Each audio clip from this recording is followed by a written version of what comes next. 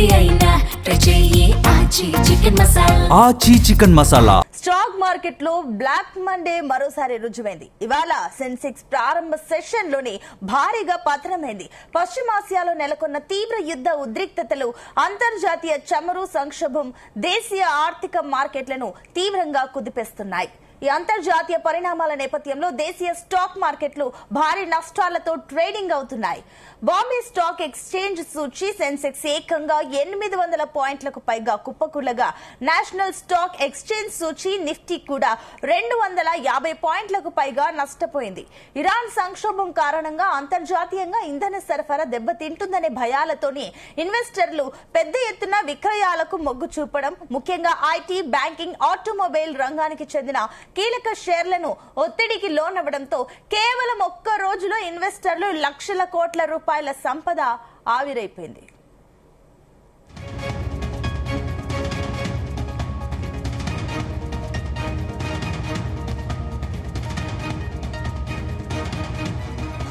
మరోవైపు అంతర్జాతీయ మార్కెట్లో చమురు దిగుమతులు ఖర్చులు పెరగడం, డాలర్ కు డిమాండ్ విపరీతంగా పెరగడంతో భారత రూపాయి విలువ చరిత్రలో ఎన్నడూ లేనంత ఘోరంగా పతనమైంది.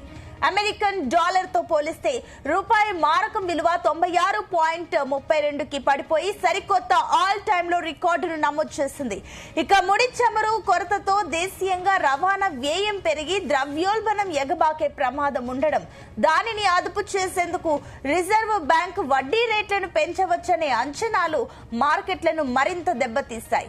ఇక రూపాయి విలువ ఇలాగే క్షీణిస్తే రాబోయే రోజుల్లో దిగుమతుల భారం మరింత పెరిగి సామాన్యుడి బడ్జెట్ పై తీవ్ర ప్రభావం చూపుతుందని ఆర్థిక విశ్లేషకులైతే హెచ్చరిస్తున్నారు. ఇదే అంశానికి సంబంధించి మనకు అనాలిసిస్ ఇవ్వడానికి మనతో పాటు స్టాక్ మార్కెట్ అనలిస్ట్, అదేవిధంగా ఫైనాన్షియల్ ఎక్స్పర్ట్ జీవి సత్యనారాయణ గారు అందుబాటులో ఉన్నారు.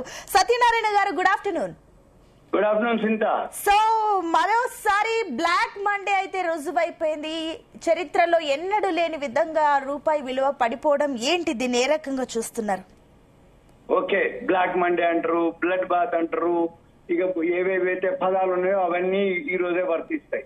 అయితే ఏం జరుగుతుంది అంటే వరల్డ్ మార్కెట్ లో ఏదైతే ముడి చమురు ధర 111.42 దాంతో మన రూపాయి ఆల్ టైమ్ లోకి రావడం జరిగింది. ఈ ఆల్ టైమ్ లోకి మన రూపాయి ఎప్పుడైతే చేరిందో గవర్నమెంట్ అంటే పబ్లిక్ సెక్టర్ బ్యాంకులే ఇంకా ఎక్కువ పడిపోకుండా $100 రూపాయలకి రీచ్ అయ్యే అవకాశాలే కనపడుతున్నాయి.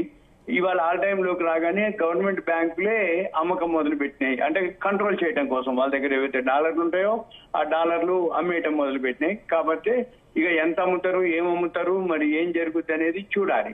ఇకపోతే ఎప్పుడైతే ఈ ఉదయం పూట 75,023 హైక్ పోయినటువంటి మార్కెట్ ఇప్పుడు 490 పాయింట్లు మైనస్ లోనే ట్రేడ్ అవుతుంది. ఒక టైంలో 74,180 పాయింట్లకు కూడా పడిపోవడం జరిగింది. 74,180 నుంచి ఇప్పుడు 74,750, అంటే సుమారుగా మళ్ళీ రికవరీ కూడా అయింది అనమాట. అంటే 74,755 ఇప్పుడు ఉంది. 74,754 మైనస్ 74,180 ఎన్ని పాయింట్లు రికవరీ అయిందంటే 574 పాయింట్లు రికవరీ అయింది ఆల్రెడీ లో నుంచి. అయినా కానీ మళ్ళీ ఇప్పుడు అంటే 1060 పాయింట్లు డిఫరెన్స్ ఇవాళ మొత్తానికి 476 ఇప్పుడు మైనస్ లో ఉంది. అంటే 1000 పాయింట్లు పైన, అంటే సుమారుగా 6 లక్షల కోట్ల రూపాయలు మన యొక్క మార్కెట్ క్యాపిటలైజేషన్ తగ్గిపోవడం జరిగింది. ఇప్పుడు ప్రజెంట్ చూస్తే 3 లక్షల కోట్లు, అంటే మళ్ళీ ఒక 2 లక్షల కోట్లు రికవరీ కావడం కూడా జరిగింది.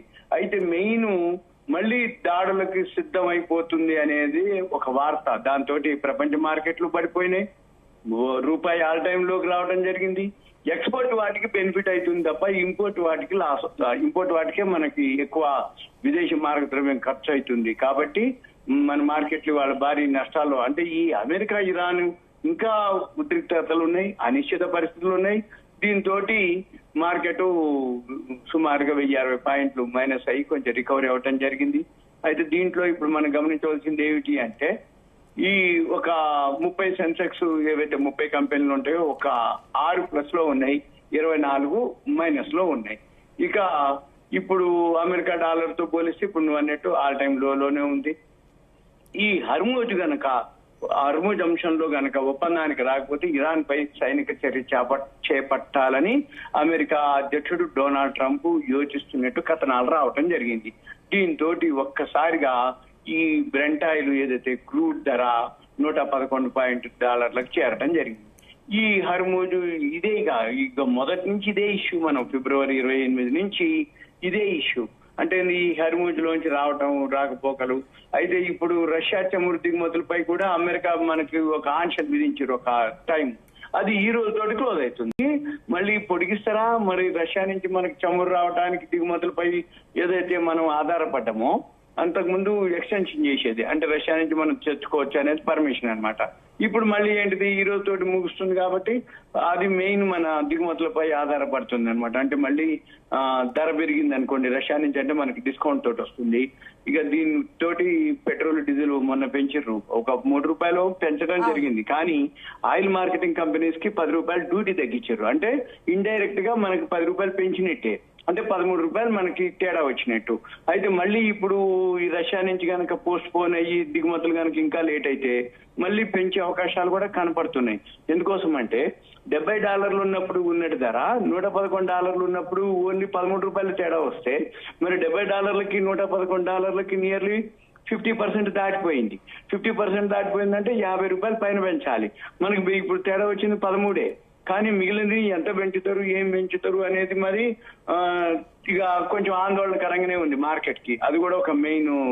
అంటే సత్యనారాయణ గారు మీరు అన్నట్లు ఒకటి క్రూడ్ ఆయిల్ ధరలు పెరగడం వల్ల ఇంకా ఇతర రంగాల పైన కూడా ఇది ఇంపాక్ట్ చూపిస్తుందా? మరి ఒకటి కాదుగా, మొత్తం క్రూడ్ ఆయిల్ బేసే కదా. అందుకని ఇక మిగిలినన్ని కూడా దిగుమతులు అనుకోండి, రూపాయి బలహీన పడిపోతుంది. దిగుమతులు పెరిగిపోతే అదే విదేశీ మారక ద్రవ్యం అంటే డాలర్లో కొనాలి మనం. మన రూపాయి బలహీన పడిపోతే మనం విదేశీ మారక ద్రవ్యం ఏదైతే ఉందో అవన్నీ మనకి ఎక్కువ పెట్టి అనమాట. అంటే ఒక్కసారిగా మీరు అన్నట్టు ఇంతకుముందు ఇన్ఫ్లేషన్ పెరుగుతుంది, మనం కొనుక్కునేటటువంటి వస్తువుల యొక్క ధరలు పెరుగుతాయి. ఇక ఇవన్నిటితోటి ఇక మనం ఎలా చేయాలి, ఏం చేయాలి అనేది ఇక మరి రాబోయే రోజుల్లో చూడాలి. కామన్ మ్యాన్ బడ్జెట్ పైన ఇంపాక్ట్ అయితే ఖచ్చితంగా ఉంటుంది. మామూలుగా కాదు, ఇక మంచిగా అంటే ఇక సామాన్యుడికి ఇక చాలా గడ్డి రోజులే అన్నట్టు. ఎందుకంటే కూరగాయల ధరలు పెంచేసారు ఆల్రెడీ, ట్రాన్స్పోర్ట్ పెరిగిపోతాయి.